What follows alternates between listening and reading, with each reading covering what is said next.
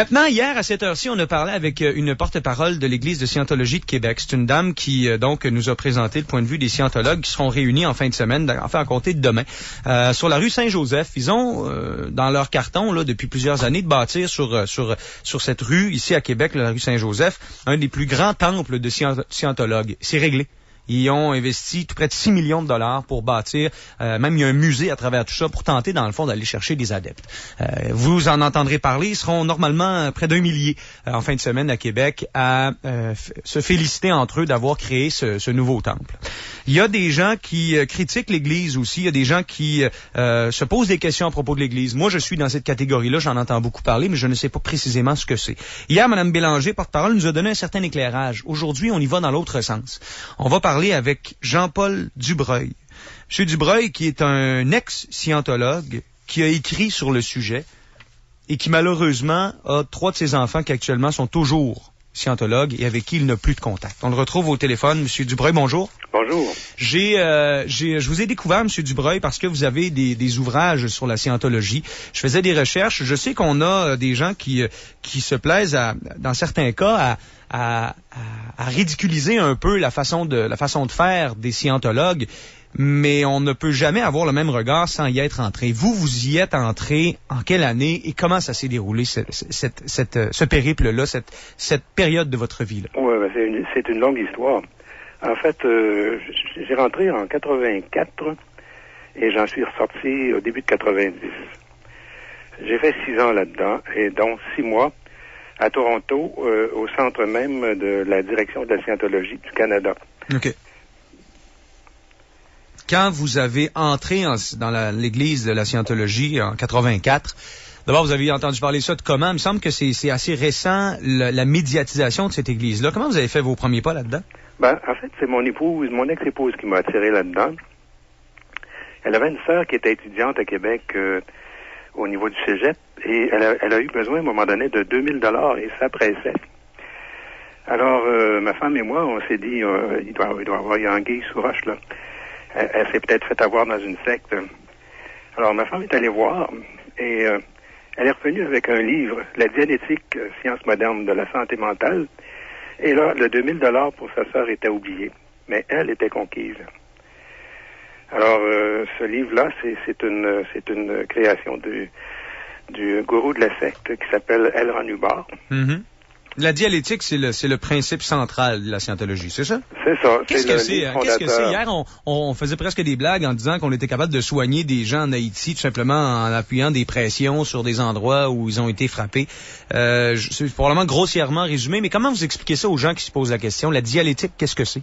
La dialectique, c'est une forme de psychothérapie sous hypnose, quoi qu'en disent les scientologues. Parce qu'on met vraiment le client en état d'hypnose et on le fait reculer dans le temps. Et Freud lui-même a abandonné cette technique-là parce que, selon Freud, ça crée une dépendance et aussi beaucoup de faux souvenirs. Parce que en état d'hypnose, la personne peut se créer n'importe quoi comme souvenir, y compris des vies antérieures. Donc on invente des problèmes, c'est ça que vous êtes en train de me dire, c'est ça? On invente des situations qui, en principe, devraient régler les problèmes de la vie présente. OK. Ce qui fait que la personne qui subit ça, à un moment donné, est vraiment éblouie par la capacité de cette forme de thérapie-là, et elle en redemande tout le temps. C'est ce qui fait que ça marche, dans le fond. Ce que vous me dites, c'est que, dans le fond, on va créer de faux souvenirs, on va créer de fausses situations, ensuite on les règle et on dit, voilà à quel point on est efficace, la dialectique fonctionne, c'est ça? Oui. OK. T'as compris. OK. Mais est-ce qu'il y a une relation avec l'argent que je pige pas? Vous me dites, votre belle-sœur, dans le fond, à l'époque, avait besoin de 2000 $ et ça pressait. Il y a peut-être des sommes d'argent pour entrer dans l'Église. Quelle est la relation avec l'argent? La relation, c'est primordial, l'argent, pour l'Église de Scientologie. D'abord, il n'y a rien de gratuit, sauf le test d'entrée, qui est là pour prouver que tu as besoin de la Scientologie.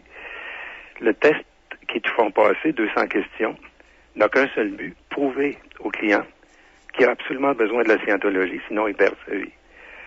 Alors, c'est important là que le client comprenne bien que sans la Scientologie, il peut plus vivre normalement. Alors, c'est vraiment après ça, les scientologues vont te qualifier selon l'épaisseur de ton portefeuille sur la marche à suivre. Si tu as 20 $, ils vont te vendre un petit cours de base de 20 $. Tu as l'impression que ça t'aide à mieux voir la vie. Et au départ, je pense que oui, ça aide. Et après, il faut que tu débourses un peu plus, puis un petit peu plus tout le temps. Ce qui fait que tu peux te ramasser à un moment donné avec des sommes astronomiques. Et tu deviens là... Et quand tu n'as plus d'argent, ils te prennent dans le système pour aider à répandre la soi-disant bonne nouvelle. À quoi sert cet argent-là? À payer des temples comme ce qu'on voit sur la rue Saint-Joseph, à votre avis? Ou à enrichir, je sais pas, l'organisation internationale? Parce que c'est partout, la scientologie. Oui, ça sert à tout ce que tu viens de dire, là. Ça sert à répandre de plus en plus l'idée, là, que, en fait, quand tu arrives dans les hautes sphères de la scientologie, tu apprends que ils sont les seuls à savoir bien diriger la planète. Et ils ont comme idée de vouloir conquérir toute la planète un de ces jours. Alors, c'est leur objectif de base, cela, là. Alors, ils font l'impossible. Ils sont persuadés, ces gens-là, qu'ils sont les seuls à pouvoir vraiment faire de la planète quelque chose de bien. Qu'est-ce qui fait qu'en 90, après avoir passé quand même 6 ans à fréquenter ces gens-là, vous êtes vous faites partie du cœur, vous allez même jusqu'à Toronto, vous êtes là-bas parce que vous y croyez, parce qu'on veut vous faire travailler dans le sens de la scientologie. Mais qu'est-ce qui fait qu'en 90, vous décidez que c'est assez, puis que vous décidez que vous en sortez? Bon, d'abord, moi, ils m'ont appelé là en me disant que je deviendrais un meilleur thérapeute. Et j'étais supposé d'étudier pendant 3 ans de temps, logé, nourri, habillé, avec 90 $ par semaine d'argent de poche. Alors que rendu là-bas, là, il fallait, j'aurais pu faire ça, mais il aurait fallu que je me remette ça plus tard et que je travaille avec eux pour produire de l'argent parce que la scientologie était un peu de court au niveau monétaire à ce moment-là. OK. Alors, par contre, j'ai pas été formé, moi, comme recruteur, ce qui fait que j'étais plutôt formé comme thérapeute et ce qui fait que j'ai vraiment là, eu de la difficulté. Puis à un certain moment donné, il n'y a plus rien qui marchait pour moi. J'ai foutu le camp sans demander mon reste. Mais vous nous dites que vous avez été formé comme thérapeute. Donc, vous, la dialectique, c'est-à-dire que vous avez enrôlé des gens là, comme membre de la scientologie, là, c'est ça? J'ai fait beaucoup de thérapie de dianétique, oui, des gens. J'ai même été reconnu comme un des meilleurs au Québec à un moment donné, là, à ce niveau-là. Et il y a des gens aujourd'hui qui sont dans cette religion-là. Vous parlez de secte, moi je vais rester à la religion, mais on s'entend quand même. Oui.